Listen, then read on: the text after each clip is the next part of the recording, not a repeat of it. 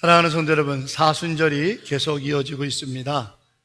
사순절은 참 감사가 넘치고 예수님께 집중되어지는 은혜의 시간들입니다. 엊그저께 금양로 기도의 시간에도 사순절에 특별하게 받았던 제 개인적인 간증을 함께 나누며 은혜를 나눴습니다만, 이 사순절에 우리가 주님께 더 깊이 나갈 수 있는 어떤 특별한 기간일 것 같습니다.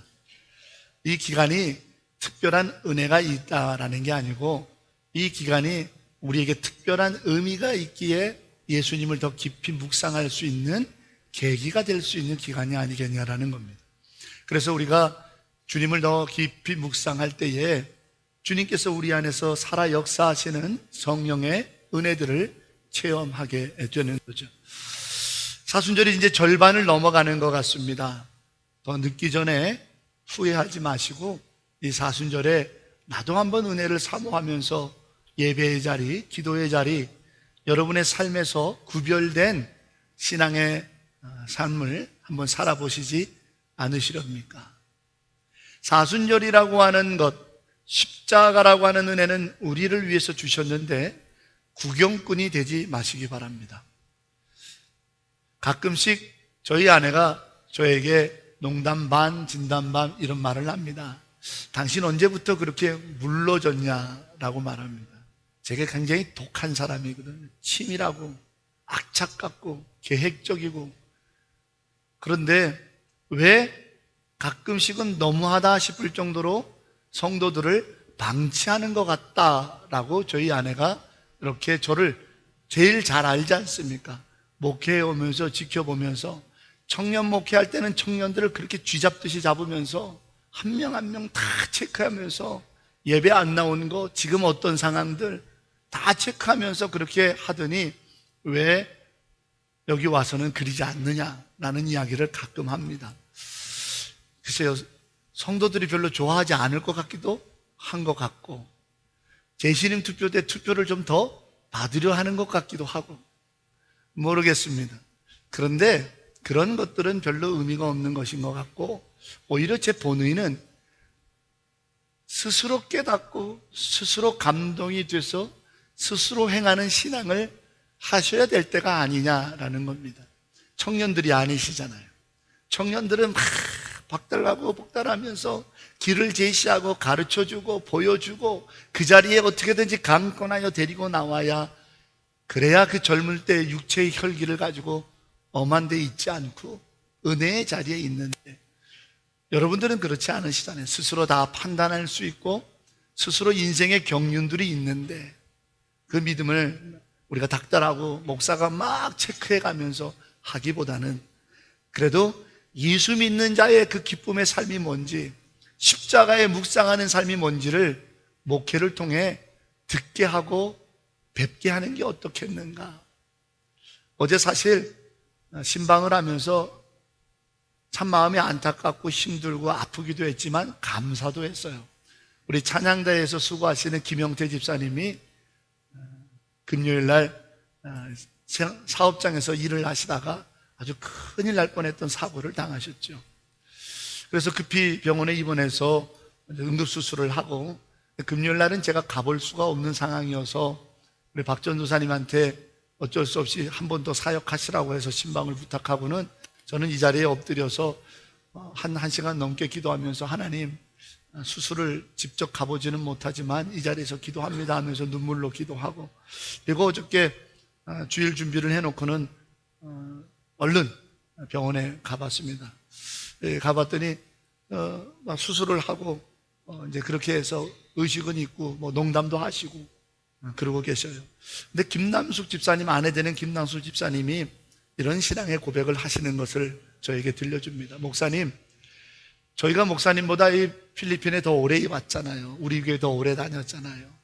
전에는 저희도 이런 일이 있으면 괜한 소문나고 괜한 오해들 있고 그래서 잘 안 알리고 그냥 혼자 아프면 아픈 대로, 혼자 눈물 나면 눈물 나는 대로 그렇게 삭히고 살았는데, 어느 때부턴가 교회에서 있는 중보 기도의 능력을 저희가 믿고 있다는 걸 깨닫게 됐어요.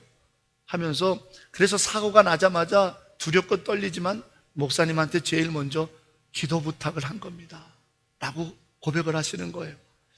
그분들의 믿음이 자랐다 어쩌다 이런 말씀을 드리려는 것이 아니고 그분들이 워낙 믿음이 있으셨던 분인데 교회에서 중보기도의 역사들의 증거들을 보게 되니까 나에게도 그 믿음의 중보기도가 필요하다라는 것을 요청하게 되더라고요. 저는 이런 목회를 지향합니다. 여러분들에게도 이 사순절 하면서도 여러분들을 초청하는 것은 듣고 보시라는 겁니다. 이 사순절을 통해 주님 앞에 깊이 나가서 어떤 예수를 체험하는지, 어떤 은혜를 경험하는지, 십자가 앞에서 어떻게 두렵고 떨림으로 피눈물을 쏟으며 회개하며 그리스도의 보혈이 나의 보혈이라는 것을 확신하고 사는 자들의 이야기를 들으시라는 겁니다. 보라는 겁니다. 그리고 사모하신다면 여러분도 나오시라는 겁니다. 늦기 전에 후회하지 마시고. 저는 오늘 설교의 서두를 늦기 전에 라는 말로 시작합니다. 우리는 이 말을 여러 가지 많은 뒷부분의 말도 붙여가지고 쓰죠. 늦기 전에 가봐야 할 여행지, 늦기 전에 꼭 봐야 할 영화나 책, 늦기 전에 꼭 먹어야 할 음식, 늦기 전에 꼭 뭐뭐 해야 할 일들, 이렇게 씁니다. 뭔가 중요한 것을 강조할 때 늦기 전에 라는 말을 쓴단 말이죠. 왜 그것이 그렇게 중요하단 말입니까? 왜 그렇게 뭔가 중요한 일들을 이야기할 때 늦기 전에라는 말을 사용할까요? 그것은요, 우리의 인생이 끝날 날이 있다라고 하는 것을 전제로 한다는 겁니다. 우리가 생각하는 것보다 훨씬 빨리 우리의 인생의 끝날 날이 내게 다가오고 있다는 것을 다 안다라는 전제가 거기에 있는 거예요. 하지만 그 사실에 대해서 말은 그렇게 하면서 몸이 움직이지 않는 사람들에게 찾아오는 것을 후회라고 우리는 부르기도 합니다. 사랑하는 여러분, 여러분은 늦기 전에 라고 하는 경각심과 인생의 유한함을 알며 사는 믿음의 지혜로운 자들입니까? 아니면 늘 이랬어야 했는데 하며 지나간 것을 붙잡고 후회하고 있는 사람들입니까? 우리는요, 스스로 자기에게 너무 관대합니다. 남에게는 박하죠. 원래는 그게 박기라고 주님 말씀하셨잖아요. 티끌과 들보의 이야기를 하시면서 네 자신에게는 조금은 스트릭하고 남에게는 조금은 관대해라 라고 말씀하셨는데 우리는 자동적으로 반대로 행동합니다. 내 자신에게는 합리화를 잘 시켜요. 나는 이럴 수밖에 없었고 이럴 수밖에 없는 상황이었어. 그런데 남에게는 그런 상황과 여건들을 고려하지 않고 아주 강하게 비판하죠. 그게 저를 비롯한 우리들의 연약함이고 부끄러움인 것 같습니다. 그러나 엄밀히 말해서 우리가 이렇게 객관적이지 못하다 보니까 나는 늦기 전에 라고 하는 경각심으로 깨어 사는 믿음의 사람이야 라고 말은 하지만 정말 그런가? 혹시나 그래야만 한다라고 하는 자기 바램을 자기 평가로 착각하고 있는지는 아는지 그런 생각도 해보게 됩니다. 저 스스로를 돌이켜볼 때 지난 8년의 목회를 돌이켜보면서 내가 더 늦기 전에 이런 목회를 해야 되는 거 아닌가, 이런 섬김을 해야 하는 거 아닌가, 이런 결단을 해야 하는 거 아닌가, 이렇게 성도들에게 가이드를 하면서 이끌고 또 도와드려야 되는 거 아닌가라고 하는 생각을 하면서도 그건 후회가 아니야. 그렇게 하지 못했던 건 후회가 아니야. 내가 그런 상황이 안 됐어 하며 나도 그렇게 합리화하고 있는 목사는 아닌가, 스스로 한 주간 동안 많이 자신을 돌이켜보는 시간을 가졌습니다. 여러분은 어떠십니까? 늦기 전에 라고 하는 영적 경각심을 가지고 사는 이들이십니까? 아니면 말은 그렇게 한다고 바삐 산다지만 결국은 영적으로 늘 후회만 하고 있는 상황입니다. 그러나 우리가 후회를 하든 늦기 전에 라고 하든 깨어 살든 한 가지, 주님 만날 준비는 반드시 하셔야 되겠습니다. 왜? 그것은 내 마음대로 미뤄지는 일이 아니기 때문이죠. 어떻게 하나님의 자녀로서 주님을 만날 준비들은 잘 되어 가십니까? 라는 질문으로 오늘 설교를 시작하려 합니다. 하나님의 자녀로서 주님 만날 준비는 잘 되어 가십니까? 제 딸이 고3이 됐습니다. 그러다 보니까 가끔씩 이렇게 묻습니다. 대학 갈 준비는 잘 되어 가냐? 그러면 딸이 항변하면, 아빠는 어떻게 자기 딸한테 그렇게 물을 수가 있냐?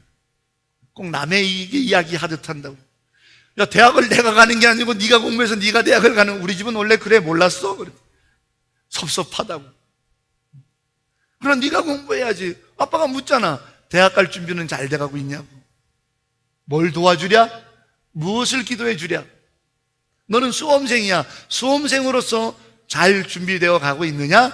라고 묻습니다. 마찬가지입니다. 주의 성령께서 오늘 여러분에게 묻습니다. 하나님의 자녀라며 그러면 주님 만날 준비 잘 되어 가고 있습니까? 당연히 주의 성령께서 우리에게 물으시는 질문이시죠. 하나님의 자녀라며 그러면 하나님 만날 준비가 잘 되어 가고 있냐라는 점검은 당연히 할 수밖에 없는 질문입니다. 그 질문을 받기 싫다 그러면 내가 하나님의 자녀가 아니라는 반문이지 않을까요? 오늘 사도 요한은 사랑하는 자여라는 말로 다시 언급하며 시작합니다. 사랑하는 자들이라는 이 말이 참 멋진 말 아닙니까? 오늘 사도 요한은 요한 1서를 이 짧은 본문을 쓰면서 사랑하는 자들, 자녀들아 이런 말을 너무 자주 씁니다. 우리가 사랑하는 자들, 사랑받는 자녀, 즉 하나님의 사랑받는 자녀라는 사실을 결코 잊지 말라고, 한순간도 잊지 말라고 계속 거듭 강조하고 있는 거예요. 그런데 우리가 삶을 살아가다 보면 우리는 자꾸만 내가 사랑받고 있는 자녀, 하나님이 나를 사랑하신다라고 하는 사실을 너무 잊는 거죠. 왜? 세상이 나를 부르는 이름은 그 이름이 아니니까. 세상이 나를 향하여 불러주는 이름은 그 이름이 아닌 거예요. 그런데 오늘 요한 1서를 기록하는 요한은 끊임없이 사랑하는 자들아, 주의 사랑하는 자들아, 자녀들아 라고 우리를 호칭하고 있어요. 사랑하는 여러분, 저는 오늘 이 사실을 먼저 여러분에게 다시 한번 언급하고 믿음을 갖기를 요청하면서 원합니다. 하나님이 당신을 사랑하십니다. 세상이 어떻게 여러분들을 평가하고 부르더라도 그것에 여러분들의 귀와 마음을 두지 마십시오. 여러분들은 하나님이 사랑하시는 자들입니다. 여러분이 어떠하든지, 어떠한 상황에 있든지, 여러분들이 어떠한 모습이든지, 지금 여러분의 삶에 어떠한 곤고한 일이 있든지, 내가 지금 부족하든지, 내가 지금 모자르고 연약하든지 전혀 상관하지 않습니다. 여러분들은 하나님이 사랑하시는 자라고 하는 하나님의 자녀라고 하는 호칭에 합당한 분들입니다. 그 사실을 잊지 마십시오. 저도 목회를 하다 보면요, 사도 바울이 디모데에게 보내게 된 편지를 이해가 되더라고요. 디모데에게 사도 바울이 쓰죠. 너의 연소함을 가지고 너무 위축되지 마라. 네가 세상의 경험이 작고 지식이 작고 너의 인생의 연수가 적다고 해서 너무 위축되지 마라. 너에게 안수함이 있지 않느냐? 네 안에서 불일 듯 일어나기를 원한다. 강하고 담대하라. 성경을, 말씀을 가르치라. 그리고 그 말씀대로 경건하게 훈련하며 살라. 야, 디모데 전서후서 이 말씀을 사도 바울이 영의 아들인 내가 사랑하는 나의 아들 디모데야 하면서 디모데에게 이 편지를 쓰는 것을 가끔 읽어봅니다. 언제? 목사로서의 제 정체성이 흔들릴 때. 목사로서 정체성이 막 흔들릴 때가 있어요. 나는 이런 것도 부족하고, 나는 이런 것도 못났고, 내가 왜 이런 것까지 생각하지 못했을까? 내가 왜 성도들의 이런 아픔까지도, 눈물까지도 내가 헤아리지 못했을까? 또는 능력이 부족하고, 또 여러 가지 성도들의 기도의 제목들이 참 많이 아파하는 일들이 들려오면, 내가 이 목양을 잘못해서 하나님께서 맡겨주신 주님의 양떼들을 내가 정말 잘못 내가 하고 있는 건 아닌가 하며 굉장히 심적으로 영적으로 무너질 때가 너무 많이 있습니다. 워낙 부족한 사람이다 보니까. 그럴 때 디모데 전후서를 다시 읽습니다. 안수함을 통해서 너희 안에 있는 그 사명과 소명과 하나님이 너를 사랑하는 자라고 하는 것이 네 안에서 불일 듯 일어나기를 내가 원한다고 했던 그 사도 바울의 편지가 얼마나 눈물을 나게 하는지 모릅니다. 그럴 때 하나님 앞에서 엎드려 울면서, 지난주 중에도 그런 일이 있었는데 엎드려서 그렇게 하소연하고, 하나님 왜 어머니 아버지를 일찍 데려가셨습니까? 이럴 때 전화라도 해가지고 엄마라고 한 번이라도 하면은 내가 좀 위로 좀 얻을 텐데 참 너무하시네요. 이렇게 하면서, 그러나 디모데 전후서를 쫙 읽어가면서 다시 한번 네가 안수받을 때 네 안에 있었던 것들을 내가 불일 듯 일어나게 하겠다라고 했던 그 마음이 하나님 마음 같고, 그 마음이 우리 주님의 마음 같아서 울 수밖에 없고 다시 일어납니다. 여러분 잊지 마십시오. 여러분이 어떠한 상황이라도, 이 부족한 목사도 그럴 때가 많고, 그러나 하나님께서 나를 사랑하는 자라고 하는 그 확신을 갖고 다시 일어나듯이, 사랑하는 여러분, 여러분들은 정말 주님께서 사랑하시는 자라는 사실을 믿기를 축복합니다. 그것이 우리의 정체성이요, 그것이 내가 삶을 살아가는 이유가 되는 능력인 겁니다. 여러분이 어디서 무엇을 하든지, 여러분의 삶이 어디서 어떤 후회에 직면하든지 다시 일어나십시오. 오늘 사도 요한은 다시 시작합니다. 사랑하는 자들아, 이 한마디가 우리의 마음을 울컥하게 하죠. 그러면서 오늘 말합니다. 너희가 하나님의 자녀답게 살아야 되지 않겠느냐고요. 다시 하나님의 자녀답게 사는 이 삶을 다시 시작하라고 얘기하는 거예요. 이것이 사순절이에요. 사랑하는 여러분, 주께서 죽도록 사랑하신 여러분, 하나님께서 독생자 예수를 죽기까지 사랑하시는 여러분, 우리가 아직 죄인 되었을 때라도 내가 의로운 자, 뭔가 착한 일 한 일, 내가 선한 일 한 때가 아니라 내가 죄인이었을 때라도 나를 사랑하사 자기 몸을 십자가에 죽기까지 나를 사랑하신, 그렇게 여러분을 사랑하시는 하나님께서 사랑하시는 여러분, 더 후회하지 마시고 늦기 전에 하나님의 자녀된 삶을 시작해보지 않으시렵니까? 초청합니다. 이제 사순절이 절반이 지나가고 이제 나머지 절반을 향해 갑니다. 깨어 기도하십시오. 성경을 읽으십시오. 내가 하나님의 자녀다, 나는 하나님이 사랑하는 자라고 하는 사실을 끊임없이 불러가며 자신을 아끼고 축복하십시오. 그리고 하나님의 자녀답게 오늘 사도 요한이 한 가지 부탁하는 삶, 분별하는 삶을 사십시오. 저는 오늘 그 이야기를 여러분과 은혜로 나누고자 합니다. 하나님의 자녀는 반드시 분별하는 삶을 살아야 됩니다. 자, 옆에 분 한번 보실까요? 이렇게 옆에 분에게 이야기합시다. 당신이 보니, 아이 좀 크게 얘기해 주세요. 옆에 분에게. 뭐 손해 나는 일 아니잖아요. 옆에 분에게. 혼자 앉아 계신 분들은 빨리 앞두 분이라도 같이 해. 다 큰 소리로. 당신이 보니 어때? 아니 따라 하세요. 그게 뭐 어려운. 다시. 당신이 보니 어때? 내가 사랑받는 것 같아? 대답을 해주셔야죠.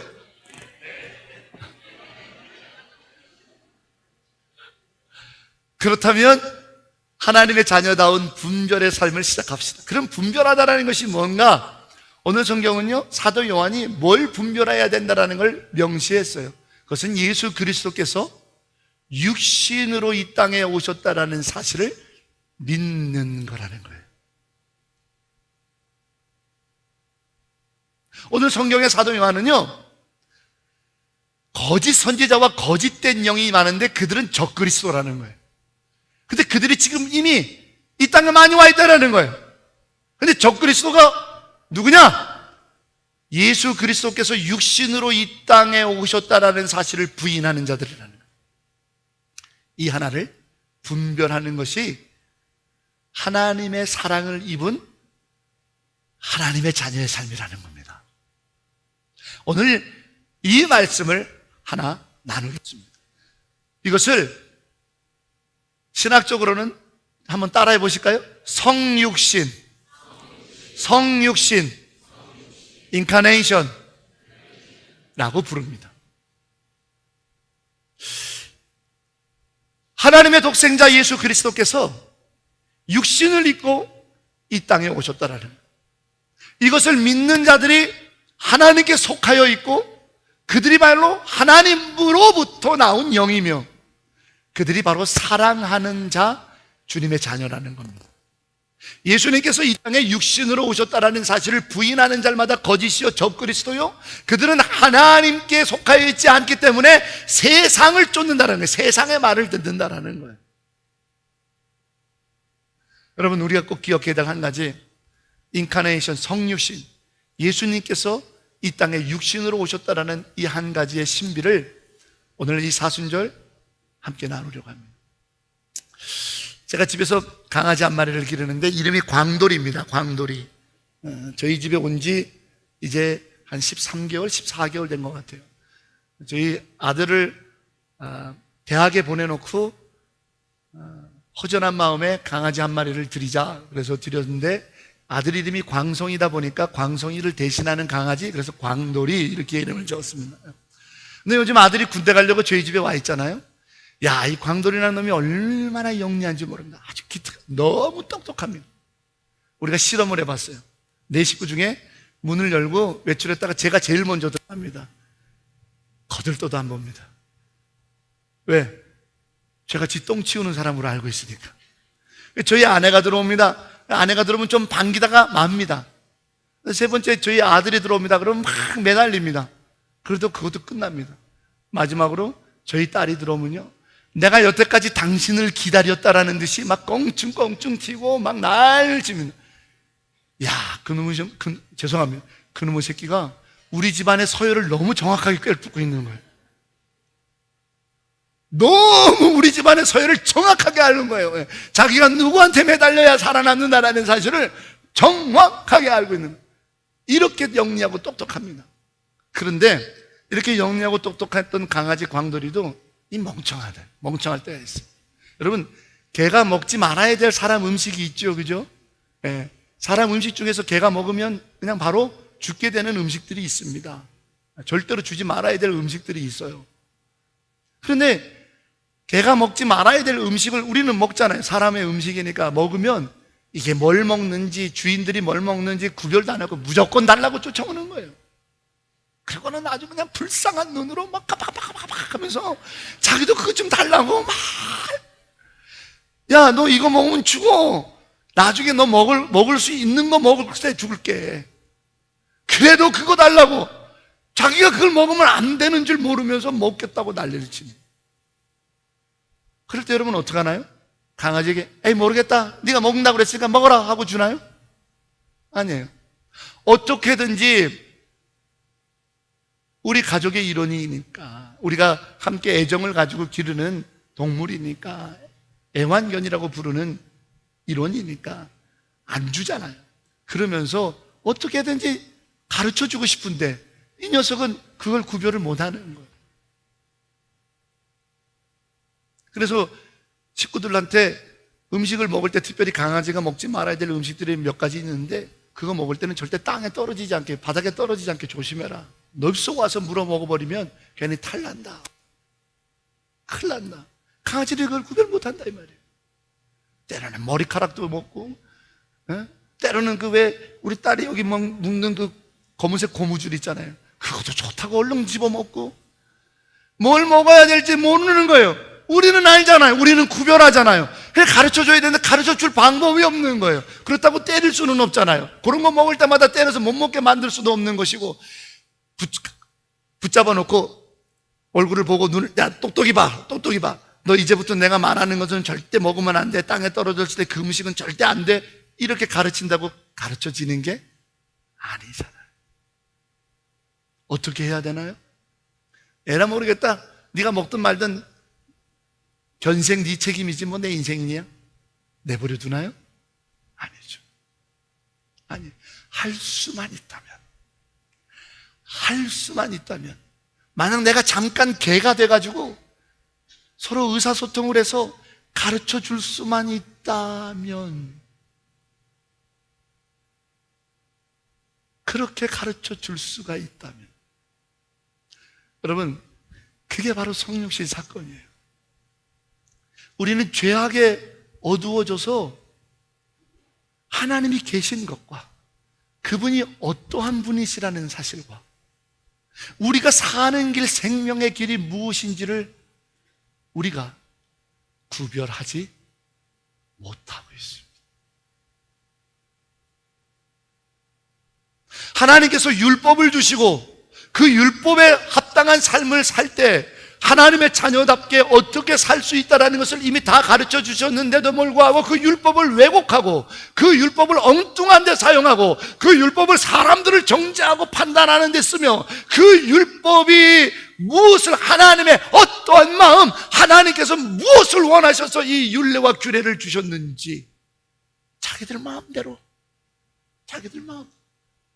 그래서 오히려 율법이 생명을 얻는 길이 아니라 율법이 사망의 길로 가게 만들어버리지 않았습니까? 유대인들이. 예수님께서 우리를 사랑하사, 아까도 말씀드린 것처럼 사랑하는 자들아, 사랑하는 자들아, 우리가 아직 죄인 되었을 조차도 우리를 사랑하시던 그분이 우리가 너무 생명의 길을 모르니까, 우리가 너무 살아가야 될 우리의 길, 영생의 길을 모르니까 어떻게 하십니까? 가르쳐 주시기를 원하세요. 보여주기를 원하시는 거예요.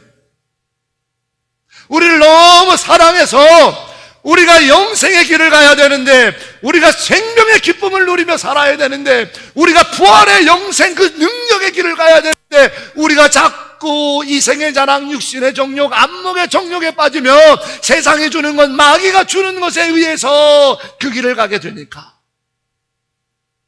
하나님께서 이 열매를 먹으면 네가 정령 죽으리라 했는데, 마귀가 와서 아니야 하나님처럼 돼, 하나님처럼 돼, 보니까 먹음직도 하고 지혜롭기도 하더라.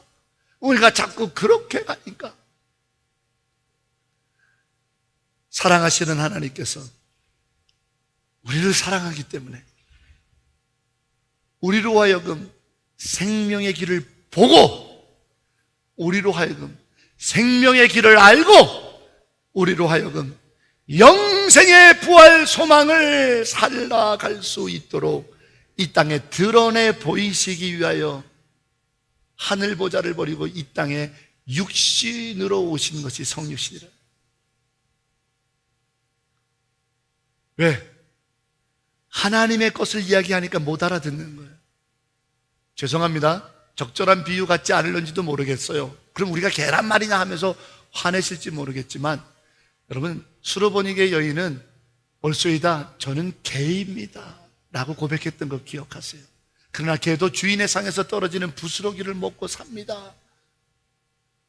그녀의 그 고백은 주님께서 은총을 베푸시기에 합당한 고백이었기에 저희 집 강아지는 모르는 거예요. 마치 우리가 생명의 길처럼 이걸 먹어도 되는 건지, 이 길을 가도 되는 건지, 이 선악과를 먹어도 되는 건지, 먹지 말아야 되는 건지 이제 분별하기조차도 어렵게 되어 있을 때 우리로 하여금 볼 수 있게 하는 것, 우리로 하여금 알 수 있게 하기 위하여 이 땅에 생명의 길을 드러내 보여주시기 위해서는 전능하신 하나님께서, 능력의 하나님께서, 창조주의 하나님께서, 신이신 그분께서, 만왕의 왕이시고 이 땅의 주인이신 그분께서 우리의 모습으로 와야만 우리가 인지하고 볼 수 있기 때문에 우리의 연약한 육신의 몸으로 오신 것이 인카네이션, 성육신. 우리는 그 하나님 예수 그리스도를 믿습니다. 왜? 우리를 사랑하기 때문에 자기를 낮추신 거거든요. 여러분, 저는 우리 교회 영아 유치부를 너무 사랑합니다.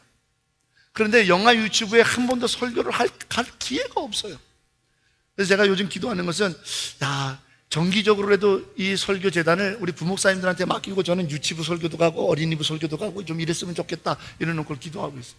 그런데 1년에 한 번 제가 영아 유치부에 가서 설교하는 날이 있어요. 그게 언제냐면 영아 유치부 성경학교 하는 날입니다. 그런데 1년 12달 52주 제가 설교를 얼마나 많이 합니까? 새벽 설교부터 시작해서 금양로기도, 주일 1, 2부 설교부터 해서 또 신방 가서 설교 무지 많이 하는데 제일 두렵고 떨리는 설교 시간이 1년에 딱 한 번 영아 유치부 설교하는 날이에요. 그래서 어떻게 하면 좋을까 하다가 영화 유튜브에 딱 어느 날 가봤더니요, 여러분 한번 꼭 가보시기를 부탁드립니다. 아이들이 자기의 엉덩이에 맞는 의자를 안고 딱 앉아있어요. 예쁘게 앉아있어요. 근데 제가 어느 날 거기에 딱 서니까 애들이 저를 쳐다보는데 이렇게 쳐다봐요. 이렇게. 제가 키가 크잖아요. 그래서 안 되겠다. 그래서 영화 유튜브에 가면 제가 이렇게 앉아갖고 설교를 합니다. 그럼 애들하고 눈높이가 비슷해져요. 그럼 애들이 너무 편안해해요. 그럼 그때부터 옛날 얘기를 해요. 그럼 아이들이 굉장히 좋아해요. 따라하라고 그래요. 그럼 따라하는데, 야, 여러분, 사자 무섭지? 사자 울음소리 한번 내볼까? 시작! 하면은 안 따라해요. 근데 제가 앉아가지고, 여러분, 사자 무섭지? 사자 어떻게 울지? 으아! 울지? 한번 해볼까? 하나, 둘, 셋 하면 다, 으아! 해요. 자기들 눈높이에 맞춰주니까. 자기들이 한번 봤으니까. 그 어린 영화 유튜브 아이들조차도 목사의 설교를 인지하고 반응하는 거예요. 우리가 어떻게 하나님의 신비를 압니까? 우리가 어떻게 하나님의 생명일을 알 수 있습니까? 우리가 어떻게 하나님께서 이 땅에 보이시는 부활 영생기를 압니까? 여러분, 제자들은 얼마나 어리석었으면 부활하신 주님을 보고도, 아니 부활하시기 전에 예수님께서 부활한다라고 얼마나 많이 말씀하셨습니까? 그런데도 그 말씀을 수도 없이 듣고 예수님이 행하신 놀라운 일들을 보고도 부활하신 예수님을 보고 예수님인지 몰랐다라는 거예요. 왜? 부활이 우리의 인지적인 능력으로는 가늠이 안 되니까. 어떻게 우리가 하늘의 신비를 알 수 있습니까? 우리가 어떻게 창조의 신비를 알 수 있습니까? 우리가 어떻게 하나님의 권능을 다 헤아릴 수 있습니까? 우리가 어떻게 그의 전능하심과 그의 영광과 위엄을 다 알 수 있겠습니까? 그러니 우리는 생명의 길을 모르는 거예요. 주님이 육신으로 오셔야 되는 거예요. 왜? 사랑하니까. 사랑하니까. 우리가 알 수 있도록, 우리가 볼 수 있도록. 그래서 히브리서 4장 15절은 말합니다. 우리에게 있는 대제사장 예수 그리스도는 우리의 연약함을 체휼하신 분이라고요. 우리의 연약함을 그가 몸소 하신다고요. 왜? 육신으로 오셔서, 육신으로 오셨기 때문에.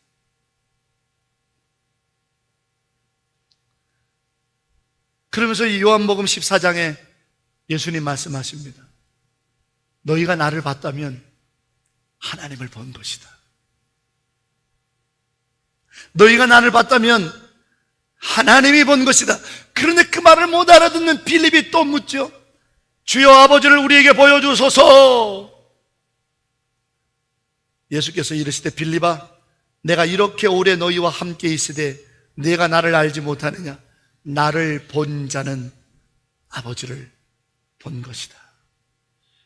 하나님을 보여드리기 위해서 하나님의 사랑을 우리로 하여금 인지할 수 있는 범위, 우리로 하여금 우리가 감정적으로 받아들일 수 있는 하나님의 사랑을 알려주기 위해서 이 땅에 오실 수밖에 없는 하나님의 사랑, 인카네이션, 육신으로 이 땅에 오셨다는. 근데 이것을 부인하는 자는 하나님의 사랑을 부인하는 것입니다. 하나님의 사랑을 부인하는 것은 하나님은 사랑이라고 그랬으니 하나님을 부인하는 것이 그들이 이단이에요. 사이비예요. 여러분, 우리는 이 한 가지를 믿습니다. 나를 너무 사랑하셔서 나에게 생명의 길을 보이기 위하여 이 땅에 오신 사랑의 주님, 그분이 바로 육신으로 이 땅에 오신 예수 그리스도입니다. 그러므로 여러분의 어떠함과 상관없이 여러분을 위하여 예수께서 육신을 입으셨다라는 사실을 믿기만 하면 우리는 그분이 사랑하시는 하나님의 사람입니다.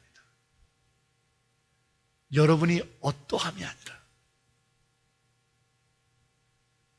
여러분이 한 주간 동안 기도를 많이 했기 때문이 아니라, 여러분이 한 주간 동안 성경을 한 장도 안 읽어서 나는 하나님의 자녀가 아니야, 여러분이 한 주간 동안 시험이 많고 사업이 바빠가지고 내가 하나님을 한 번도 묵상하지 못하고 내가 기도도 한 번 하지 못하고 내가 하나님이 기뻐하시는 건건하고 거룩된 삶을 살지도 못했는데가 아니라,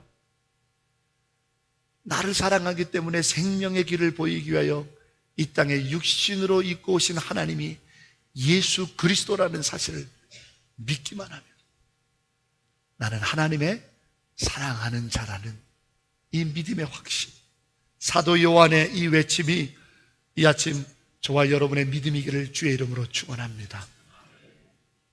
늦기 전에 후회하지 마시고 고백하세요. 나를 위하여 사랑하시기 때문에 이 땅에 육신으로 오신 하나님, 나의 예수 그리스도를 내가 믿습니다. 또한 이 성육신 주님이 육신으로 오셨다는 예는 우리의 죄와 밀접적인 관계가 있습니다. 마태복음 1장 21절에 예수님께서 태어나시기 전에 예수님이 태어나실 것이라고 하는 것에 대한 예언의 말씀이 확인되고 선포됩니다. 아들을 낳으리니 이름을 예수라 하라. 왜냐하면 이는 그가 자기 백성을 그들의 죄에서 구원할 자이기 때문이다. 이 땅에 아기로 육신으로 오시게 된 이유는 죄를 사하여 주기 위함이라는 것으로 죄의 문제 때문에 이 땅에 육신으로 오셨다라는 사실을 태어나실 때부터 명백하게 기록하고 있습니다. 여러분, 히브리서 2장 말씀을 함께 찾아보기 원합니다. 히브리서 2장 14절부터 17절입니다.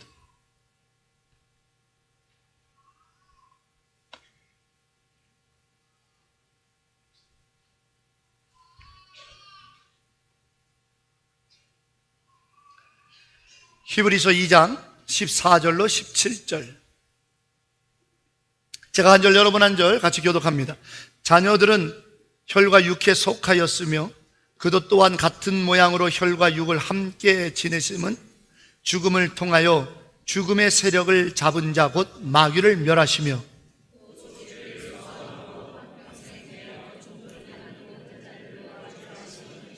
이는 확실히 천사들을 붙들어 주려 하심이 아니요 오직 아브라함의 자손을 붙들어 주려 하심이라.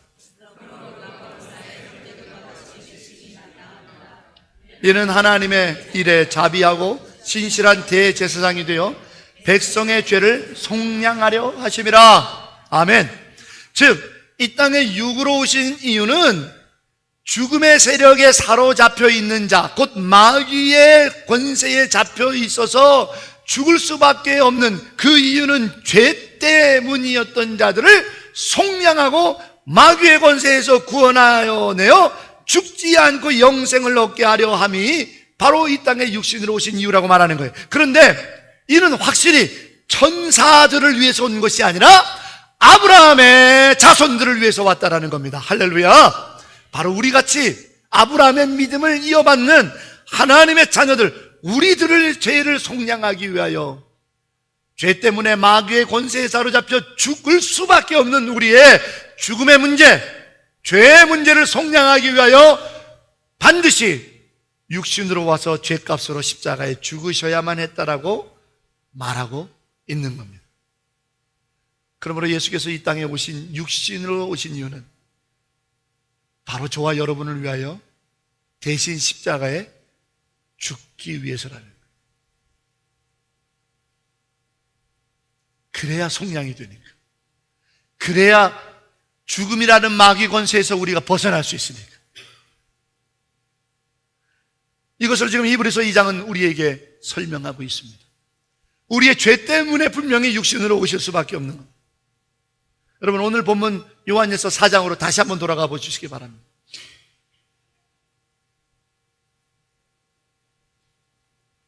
요한일서 4장, 오늘 읽은 본문 아닙니다만 6절까지 읽었는데 그 밑에 있는 9절, 10절을 한번 보겠습니다.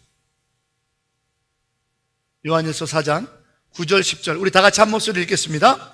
하나님의 사랑이 우리에게 이렇게 나타난 바 되었으니 하나님이 자기의 독생자를 세상에 보내심은 그로 말미암아 우리를 살리려 하심이라. 사랑은 여기 있으니 우리가 하나님을 사랑한 것이 아니요 하나님이 우리를 사랑하사 우리 죄를 속하기 위하여 화목제물로 그 아들을 보내셨습니다. 아멘. 오늘 분명히 우리에게 히브리서 말씀이, 요한일서 말씀이 설명합니다.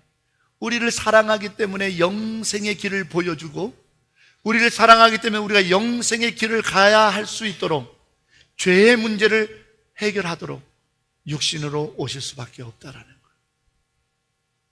그래서 우리는 이렇게 고백합니다.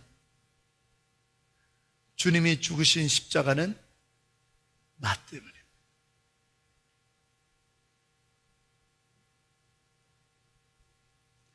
주께서 흘리신 보혈은 나의 죄 때문에. 이를 위해서 육신을 입으셨다라고 하는 이 고백을 믿는 믿음이 우리로 오늘 본문 4절부터 6절까지 있는 세상을 이기게 하는 것입니다. 사랑하는 여러분, 저는 목회를 하면서 참 많은 분들을 만납니다. 어떤 분은 교회를 사회기관이나 혹은 회사 같은 기업으로 여기시는 분들도 있습니다. 또 어떤 분들은 교회를 사유화하려 하시는 분들도 봤습니다. 또 어떤 분들은 교회에서 정말 충성되게 사려고 하시는 분도 봤습니다. 어떤 분들은 자기가 이해가 되고 납득이 안 되면 교회에서 말하고 있는 것들에 대해서 거부하시는 분도 봤습니다. 그 어떤 분들은 자기가 다 이해되지 않을지라도 믿음으로 버텨내는 분도 봤습니다. 세상에서 말하는 고위직들도 참 많이 만났습니다. 우리나라에 장관급도 하셨던 분도 만나보고 한 교회의 성도로 만나보고 많은 권력을 갖고 있는 분도 봤고, 제가 한번 간증드렸던 것처럼 유명한 조폭 그 행동대장을 신방해 본 적도 있습니다. 에이즈로, 자식에게 에이즈로 죽는다는 걸 말하지 못하고 목사를 불러서 마지막으로 기도받고 가기를 원해서 돌아가신 분도 만나고, 수도 없는 분들을 만났어요. 다양한 분들을 만났습니다. 이 필리핀에서, 한국 땅에서, 미국에서 참 많은 사람들을 만났습니다. 그러나 한 가지밖에는 전할 게 없습니다. 예수님께서 이 땅에 육신으로 오셨는데 그 이유는 당신을 사랑하기 때문이고, 그래서 십자가의 죄사함을 통해 부활이라고 하는 생명을 당신이 알 수 있게 하기 위함입니다. 이제 믿음으로 그 십자가를 붙드십시오.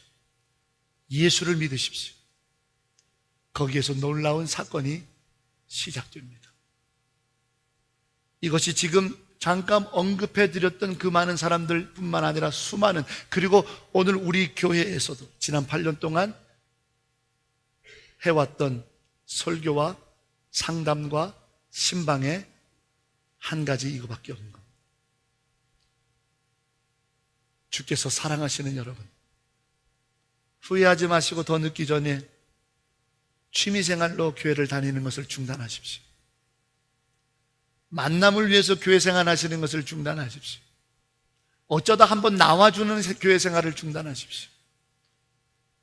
나를 위하여 육신으로 오신 하나님, 예수 그리스도의 그 거룩한 삶을 믿으십시오. 늦기 전에 기도하겠습니다.